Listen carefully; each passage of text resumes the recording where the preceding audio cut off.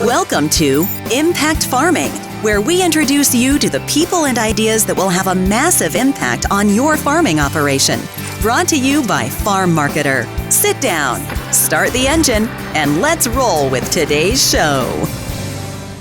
With an ever-increasing demand for potassium due to increasing crop yields, there is a need for a better source of potassium with improved availability and uptake potential. Alpine K-Tech is the most plant-available form of potassium and is able to enter the plant quickly and easily. As a foliar application, K-Tech is tank mixable with many crop protection products, thereby increasing the grower's resource use efficiency. K-Tech offers balance, fertility, and an added energy source for the plant. The latest development of premium crop nutrition is doing a lot more with a lot less for your crops. Learn more at www.alpinepfl.com. Hello everybody, and welcome back to another episode of the Impact Farming Show. Today we have an awesome guest here. We have Dave Sullivan from Global Ag Risk Solutions. Thanks for having me. I am so excited to have you here. Me too. So we have Dave here chatting with us about their private insurance product as a way for farmers to manage risk on their operation. And just a little bit of a chat about where we're at right now. As we're recording this, the world is literally shutting down because of coronavirus, and we've had some crazy things with the markets and politics and you name it. What more could happen? Yeah, it feels like we're in the riskiest time ever. Yeah. Because of, you throw on top of that the rail blockades. And, oh, yes. And the oil prices with Saudi and Russia, OPEC, all of that affecting commodity prices. And yeah. It seems like a lot going on. It's certainly a lot to take in. I can't think of a better time for us to be doing a series on risk management. We started that this past week, and each week we're going to be going into a different topic and a different product. And today I have Dave here to share about Global Ag Risk Solutions. So can you tell me a little bit more about you, and then dive in and share with us about Global Ag? Sure. So I'm the COO based out of Moose Jaw, Saskatchewan, so that's where our head office is. Okay. The company was founded in 2011, so we're going into our 10th crop year. Oh, wow. Right now we're in the three prairie provinces, Saskatchewan, Alberta, Manitoba, as well as 37 states in the U.S. Oh, wow. Okay. And this crop year with just being another year, of the previous challenges coming from the drought in 17 and the drought in 18 and the drought and then flooding in 19. We're seeing the need for risk management tools like ours has probably never been greater. Amen to that. So my question, you guys are going into your 11th crop year. This will be the 10th. This will be the 10th, sorry. Why did you guys get started? What was the vision behind? So the company was founded by a group of financial professionals that worked almost exclusively with farmers. Okay. And the sort of aha moment was on a whiteboard looking at how farm financial statements can be broken apart into its sort of fundamental pieces so you can compare one farm versus another. Yes. So it actually came from benchmarking farms and working with farm advisors. Really? So one of my mentors, Jonathan Small, came from the UK in the late 90s, early 2000s, and taught M&P and taught one of our founders, our CEO, Grant Kosier, how to look at farm financial statements. I didn't know that. That method that they use, that we've now adopted as for our insurance, was the thing that matters. So our insurance is based off of gross margin, which is yield times price minus seed, fert, chem. Okay. And that number is the most important number on the farm. So the aha moment was, well, why don't we insure that number instead of just each little piece of it? They insured the whole thing. Went to work and started building an insurance company 10 years ago to get that concept off the ground. We had Jonathan on an episode, I think about a year ago, and he's a great guy too. Yeah. You learn a ton working with Jonathan because he's been 30 years of maybe even 40. He's pretty old. I didn't realize he's going to be watching this. You know that. I didn't realize his connection and the fact that he had come over and had such a big involvement in this. Yeah, Jonathan worked with my family farm actually when I was probably 18 years old, 17 years old. And then fast forward a decade later, I started working with Jonathan when I worked at M&P and learned a ton from him, but gave me the confidence when I was one of the first customers of Global Ag back in 2011 on our family farm, because I understood the connection to gross margin and how this insurance worked, that it just seemed like the perfect opportunity to put all that to work. And we were one of the first customers, and until my dad retired recently, we were customers all the way through. Oh, wow. Okay. Neat. A lot of connections there. Yeah. When they say it's a small world, it's a small world. Ag is a small world, and ag, finance, insurance is even smaller. Yeah. That's great. So many of our audience members are grain farmers. Some may not be, some may use crop insurance, some may not. Can you just do a real 101 and explain the difference between regular crop insurance and GARS? Sure. So Global Ag Risk is based off of the financial statements. So we look at the historical financial statements and pull out of that information how much they've had in revenue, so yield times price, minus what they've spent on seed, fert, and chem. So that is the gross margin. That's the number we're going to insure. So we're using all of the financial information to base our offer of insurance. Okay. And it's farm by farm. So every single farm gets underwritten on its own. There's no area averages. Oh, really? We never look at using an area average as a replacement year, because we look at that farm's financial history. And then what we insure in the end ends up being all of those things. So the yield, the price, the cost of the seed, the cost of the fertilizer, and the cost of the chemical. So if the farmer ends up spending more money on his fertilizer because he sees an opportunity to grow more bushels, or a more expensive seed variety, or an extra pass of fungicide, because we're margin based, the coverage goes up.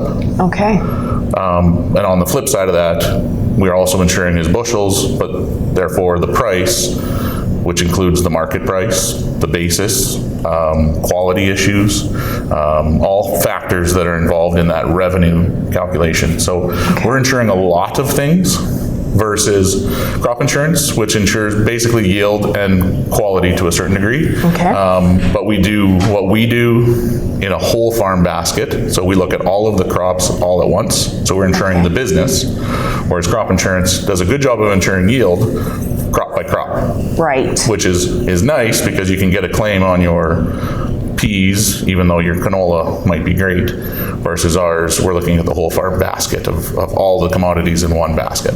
Okay, thank you for sharing that. So I'm curious, I'm a beef farmer myself. Do you guys get into livestock and all the commodities? How does that work? No, right now we are crop focused, so we look at grains and oilseeds. Okay. That's our primary focus. Grains, oilseeds, corn, beans, we get into those crops. Touch on potatoes, touch on sugar beets and some niche crops, but not anything to do with livestock currently. There are some plans down the road that we have some things in the hopper, but not currently available. Okay. And you mentioned that you were in the 3 provinces and a lot of the states. Are you planning on going across Canada? Yeah, so with the changes to agri stability that happened in 2019, going into 2020, that opens the door for us to go into Ontario and get into the Maritimes, and we'll try and get into BC as well. And then it'll actually open the door for us to get into some more commodities, whether it's some of the horticulture or tender fruits, things like that. That's down the road, but we're excited to move coast to coast. Oh, good. That is exciting. Right on. Now, my next question, a lot of farmers out there might use crop insurance and AgriStability, AgriInvest. There are multiple different risk management tools. I would like to speak to, for you to speak to whether or not you can use Global Ag Risk Solutions in conjunction with the other tools that are out there, like crop insurance and so on. The answer is it depends. Okay. So every farm's different. Every farm has their own cost of production. Every farm's got their own budget. You can use us standalone and replace all other kinds of insurance if you wanted to, but we've also built products so that they work in conjunction with crop insurance, or works in conjunction with AgriStability, or works in conjunction with hail insurance. And then the really nice change that happened was when AgriStability announced here in the fall that they were going to not include private insurance payouts as revenue in the AgriStability coverage. So for 2020, Feds announced in December that private insurance wouldn't count on the revenue. So what that does is it allows us to build a product to fill the gaps where AgriStability doesn't cover. So it's obviously a complex product because of the way it's calculated, but it only covers 70 cents on the dollar once you're in claim with AgriStability. We can cover that extra 30 cents without impacting your AgriStability payout. So whereas before, if we tried to cover that 30 cents, it would reduce your payout from AgriStability. It became circular. The claim would go against the revenue and would eliminate the AgriStability claim. Okay. So now with the change, it opens the door for us to build, we can cover that 30 cents on the dollar that AgriStability doesn't cover. And we can also cover above it if your AgriStability coverage isn't high enough. Okay. And we can cover below it if AgriStability is going to run out because you hit the cap. So there's a $3 million cap on AgriStability. So all of those things we can now build around the product without impacting the AgriStability program, which allows us to cheapen our product up and offer an insurance that uses AgriStability for part of the risk. So the farmer's not paying for double coverage. Okay. And it makes our product cheaper than if he was to buy our full product, which budget-wise, that's great for the farmer. But he's actually not taking on additional risk. Okay. Thanks for explaining that. So now myself and maybe a few people out there are going, oh my goodness, there are so many options out there. I could just imagine a lot of farmers still don't know about AgriInvest, AgriStability. I've heard that a lot of farmers use crop insurance. Now you're telling them about your private insurance and they're going, oh my gosh, how does this fit in? And we all know that farmers have a lot to do in a day.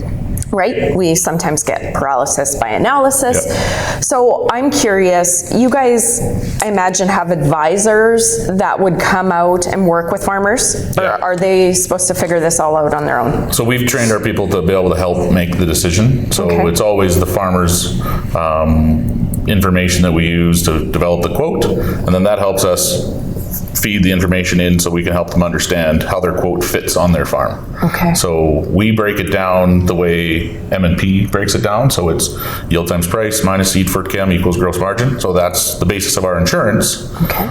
And then we've also done the work, so we look at what's the farmer's labor pound machinery cost, what's his land building and finance cost, and then how does all of that cost of production fit into his business, and how does the insurance offers from us, from crop insurance, from AgriStability, all of those programs, how can they work together to cover that cost of production? Okay. And we have an Excel tool that helps visualize all the different scenarios and all the different options, because it is overwhelming. There are a farm with 4 crops would have somewhere in the neighborhood of probably several hundred combinations and permutations that they could try and analyze just on the options of the insurance. Yeah. Let alone what scenarios are you going to run the calculator under. So are you looking at drought? Are you looking at flooding? Are you looking at frost? Are you looking at price declines? Are you looking at all sorts of different types of analysis you can do that it would be overwhelming to try and do it yourself. Absolutely. So we offer that as part of our service to try and help make the decision. And our people are pretty well trained to show the farmer the different options on his farm. And sometimes it'll show that Global Ag's not the best fit. Okay. And our people know that we're not going to be the best fit for every single farm, and they should maybe buy, oftentimes it shows a combination of products will be the best fit. So whether it's us and agri-stability, or us and crop insurance, or maybe it's crop insurance and agri-stability, or whatever the combination is. But you need to sit down and do the work, and it's really difficult for a farm to do all of that work on his own, because there's a lot of knowledge that you need to have of all the programs, let alone the knowledge of your own farm business. I can be pretty geeky. I'm not a numbers person. Naturally, I am in business context because you need to be, right? It's important. But I'm just looking at that and going, I wouldn't even know where to start. And I'm pretty darn good with an Excel spreadsheet. I wouldn't know where to start. So that's good to know that you guys have advisors that'll come out and help. Yeah, we sit at the kitchen table and help them make the best decision for their operation. Good. Okay. And I know exactly like you just said, within each of those products, there's so many different options. You guys have how many packages alone? So we would have essentially 7 different products. They're all gross margin based. Okay. They're all just really, we have the full product that's got all the coverage, but it's the most expensive.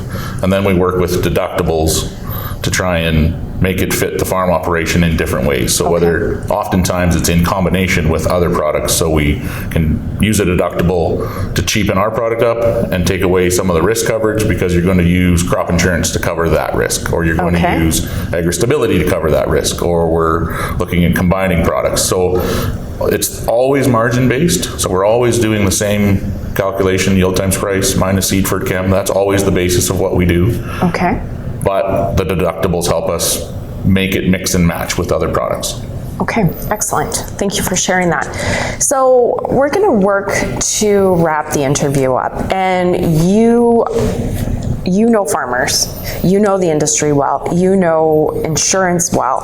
I would like for you to draw on your wisdom what you see farmers doing and not doing, where we're sitting at in the farming economy, and share some final words of wisdom with farmers about farm insurance. Sure. So farm risk management is really the basis of it is cost of production. So the farmer needs to understand his cost of production, and any of his advisors that are giving him any advice need to understand his cost of production. And that is generally done using historical information to forecast out the future. So there's lots of firms that do the work, will help do that work, but I would suggest that if the farmer doesn't know his own cost of production down pat, that he needs to get help to get that number so he knows it down pat, because that is the basis of it. Right. And once you know your cost of production, the best risk management tool is to reduce your cost of production. Right. Is run a lean operation. Insurance isn't going to help a bad business plan. Right. So we need to take care of that cost of production first and foremost, and be ruthless in our cost cutting. Love it. And look at ways to eliminate in a grain farm, I would say, lower our cost per acre as much as possible, but also not ignore cost per bushel or cost per ton, because at the end of the day, that's what we're going to sell. We're going to sell tons. Yeah. And so we need to make that cost per ton, cost of unit production, as cheap as possible, which is the combination of having great cost control, but also maximizing that yield to lower that average cost per bushel. Right. So that's the first and foremost. We see farms that do that well. Those guys are leading the pack. The farms that don't know that information, oftentimes we see them in trouble. So start there. Start there, get that right. That is, if I can do anything for the industry, that would be using accrual financial statements and using that historical information to forecast out the coming year's cost of production, and then doing everything in their power to make it as cheap as possible, because that's the best risk management tool they have that they can control, because you can't control the weather and you can't control the markets. Right. Then we use insurance for those things that aren't in our control. So insurance options need to be laid out every year. It's a year-by-year decision.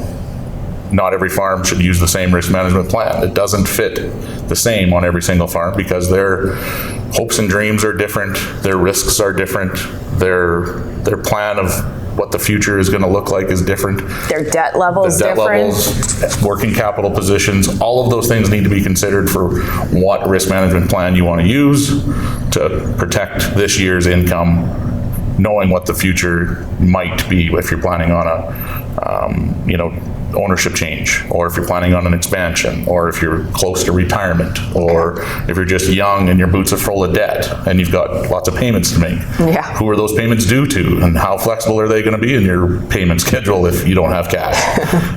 All of that has to get considered, and the risk management plan has to be based off of cost of production, first and foremost.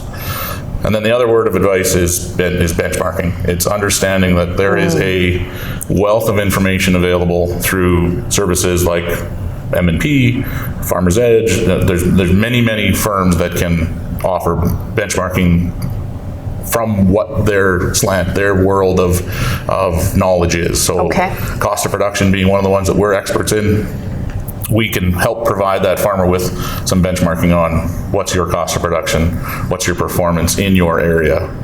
But the farmer has to participate in that benchmarking. You have to provide your information to the pool so that you can see how are you doing versus your peers, and understanding that you're going to have to show, to get some value back, you're going to have to show what you are doing because you have to enter the pool. I love that that's becoming more and more common, because what better way, and I've said that to Anthony, the government has some handbooks, but I don't know. Those numbers are wrong the day they're printed. Oh, really? Okay. The cost of production numbers that are in most of those books, Saskatchewan updated theirs recently that put it more close to reality, but they're generally, those cost of production numbers are low. Okay. We've seen cost production almost double in the last decade. Wow. And so the risk of that farmer has never been higher, because mostly machinery costs have risen, but land costs have risen, labor costs have risen, our family withdrawals have risen as well. We're living a more expensive lifestyle. It is. The cost of inputs has gone up just because we're not necessarily the actual products, but we're using more product, more fertilizer, fungicides, seed treatments, more expensive seed. That's one that's gotten more expensive. Those things all to double the cost of production from where it was 10 years ago. So the break-even points now on a lot of farms are between $350 and $400 an acre in southern Saskatchewan. A decade ago, that would have been closer to $200. So you need to grow a much bigger crop to break even with today's economics. Or more acres. And more acres doesn't always solve the problem. Right. More acres has to be more efficient on a per unit size. So you can double your acres, but if you have to buy a whole bunch of machinery to do it, and you got land rent, and you might end up increasing your cost of production by adding more acres if you can't create efficiencies out of those additional acres. So it doesn't always work. But it becomes that benchmarking tool helps you make that decision. Am I a high cost operation, a low cost operation? And doing it on a unit cost of production makes it so you can compare yourself versus somebody else that might be bigger or smaller than you. Okay. And that benchmarking tools that are available it's astounding how much information you can learn about your own business that's available. Often guys are subscribing or paying for these services and not using the benchmarking tools. Would I find that through Myers Norris Penny? Where do farmers find that? Yeah, so M&P does it. I believe FCC's got some tools at their disposal. Okay. We've developed some tools that are going to be at the farmer's disposal. Most of the digital programs, whether it be FieldView, Farmers Edge, Decisive, John Deere, they have tools to show benchmarking on agronomic. And there's little things guys should be doing, is looking at how many hours is my sprayer running, how many hours is it running idling, and how many is it running actually spraying. And try to understand, can you lower that cost of production by just a simple thing of, should I shut the key off? Because those hours tick away. And that's a small thing to look at when you think about it, but that's a pretty expensive piece of machinery on the farm that we're maybe just letting it idle for hours and hours and hours. We shouldn't. And it all adds up. It all adds up. And most of the things we find, the benchmarking points to somewhere where we need to look. So we discover, my labor pound machinery is maybe too high. Well, it's not to go out and totally wholesale change everything. It's like, well, then we're going to go and look. We're going to go focus on that piece of the business and try and find ways to shave some costs. Or maybe I'm not getting as many bushels as my neighbors are because I'm not using the right variety. I'm not going to wholesale change my whole farm to that variety, but I'll probably test it and see how it performs on my farm. All of those things, it doesn't tell you what to do, but it shows you where to look. I love that. And you hear a lot of people saying with margins getting thinner and thinner, you can't afford to have lazy business practices anymore. So the break-evens are, say, $400 an acre, but the average farm is making $25 to $35 an acre net after all expenses are paid. So, but that number was the same 10 years ago. We were averaging $25 to $35 an acre back when the cost of production was half. Wow. Eh? So we're taking on way more risk for the same margin. And then if you are performing below the average, because the average is made up of highs and lows, there's somebody that's making $100 an acre and somebody that's losing 75. And every farmer in the industry wants to be the one that's making 100, not the guy that's making 75. Yes. And sometimes that losing money is a function of the weather or just bad luck. But what are you doing that's forcing you to be losing 75? If your cost of production is too high, that's in your control. Right. So how do we help those farms understand when they're in the top 25% what they're doing right, or if they're in the bottom 25%, maybe what they're doing wrong and what they should look at to adjust? Love it. There's a ton of information in our own financial data that's just sitting there, but most of us don't spend enough time looking at it because we really love production. We love the act of farming, not the office work and boardroom time. That's generally not our favorite thing to do.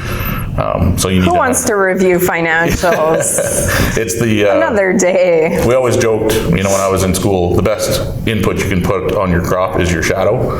Standing out in your field and understanding what's happening in the field is the best way to know your business and your farm. It's the same thing with your financial statements. If you don't understand the actual financials, putting your shadow on it, nice. You aren't learning anything from that part of the business. So a lot of guys know their land better than they know their financial situation. Their banker probably has spent more time looking at their financial situation than they have, which that should not be the case. No. It should be always, know more about your business than anyone else. And the financials are so powerful. Tons of information there that, and if you don't like that type of work, there's lots of people there to help. Yeah. And lots of really good services that are out there, and lots of free services that are out there that we can utilize. It can be a little bit intimidating when you first look at it, but honestly, at the end of the day, numbers are black and white. They're pretty easy. They don't lie. No, and on our farm and in my business, that is what I'm looking at all the time to see where we're at. At the end of the year, I look at how we did in the year and then stack it against the last 5 years and go, okay, machinery repairs up, et cetera, et cetera. Why? Oh, that tractor might have to go, right? And then you can start to make decisions. If you don't look at those numbers and you keep on repairing that tractor, that might not be the best thing, right? And we understand there's things that happen out of your control. Right. But it's having a plan and understanding when things go not to plan, how big of an impact it might be on your farm. So I hear a lot of farms talking about, the cost of fuel. They're really worried about the cost of fuel. Well, that might only represent 2% of your cost of production. So if it doubles, it's now gone up, a net of, it's 1% increase in your cost of production. But they're not looking at what they're paying for their fertilizer and should they have bought it in August versus buying it in spring. Good point. All of those types of decisions can have a way more impact. So it's understanding what are you trying to fix and how impactful it might be if some major event happens that's going to impact your business. So how impactful is it matters almost as much as understanding that it could change. Well, and we've been doing the same thing on the farm because let's face it, farmers love risk. We do. We're entrepreneurs, the original entrepreneurs. we love what we do and we can handle a lot of risk, but you look at everything going on in the world, and I hate to say it, sometimes you go, should we be doing this? But we're really on our farm looking at it and going, okay, let's get our costs down. We need to run the tightest operation so that no matter what comes, we know this is our cost. We have it as low as we can without impacting quality. Sacrificing the ability to get the job done. Yeah, exactly. And then you're seen in a much nicer position. Yeah, and when you look at risk management and risk management tools, all of the tools work way better when you have a controlled cost farm. Farms that have got their costs tight, lots of risk management plans will work. When you've got really high costs, there's no good option, because the risk management program doesn't care about your cost of production on the fixed cost side. We care about what your cost of production is on your seed, fruit, and chem side, but we're one program. Most of the other programs are really, it's how many bushels have you been growing? That's what we're going to insure you to. The fact that you're not making any money at that is kind of irrelevant for them. So having your fixed costs under control and understanding how to run your business in the tightest possible way makes all of those risk management decisions way easier, and makes them more programs will fit your farm and lets you be more flexible. Love it. Those are some great words of wisdom. Thank you. I love that. Here on our show, we are dedicated to bringing farmers the people and ideas that'll impact their farming operation. And I know we have brilliant producers out there and brilliant business people. But if we all are honest with ourselves, we could probably get a little more invested in our numbers, a little more well-researched in the products that we use on the farm, and then it just complements a great production management system, right? Yeah, it's a whole great business, suite great of risk. Skills. Yeah. Looking at all of the skills in their isolation, you got to know what you're good at. Yeah. And know what you'll generally tend to do what your favorite thing is. That'll be your go-to thing to do every morning. Yes. And you'll leave the part that you don't really like and you're not excited about to last. For a lot of farmers, that's the financial analysis and boardroom time. So using some people to complement you there is often money well spent. Love it. Thank you. Thanks for your time. If people want to find out more about Global Ag Risk Solutions, where can they do that? So the best place to go is our website, agrisksolutions.com. All of our contact info is on there. That's the best place to connect with us, and then we'll connect you with the relevant advisor in your area so you can speak to somebody that's from near you. Okay, excellent. That's what I was wondering about. I'm way in southeast Manitoba. Do you guys have somebody that can come out help? Yep, definitely. We've got somebody in every corner of the prairies, so we can send you someone that's dealing with farms in your area, because they're going to be dealing with similar problems, similar issues. Your farm's still your farm, but they've seen lots of farms that are like yours. Right. So we have those local expertise, and it's best to come and sit and understand your business in your kitchen table, because you're going to get to know you. You need to understand a lot about your farm so that you can help make the best risk management decisions for the farm. You need to understand lots of the aspects of it. It's not something we want to do over the phone. Right. That's a tough conversation over the phone. Excellent. Well, thank you for sharing that. Thank you for joining us. It has been a blast. And thank you guys for tuning in to another episode. If you like the episode, like it, share it, and leave a comment. We'd love to hear from you. Thanks so much, and see you guys next time. Bye, guys. Thanks a lot. You've been listening to Impact Farming. For more great episodes and articles designed to help you manage and grow your farming operation, head on over to farmmarketer.com. Don't forget to sign up while you're there. We will see you on the next episode.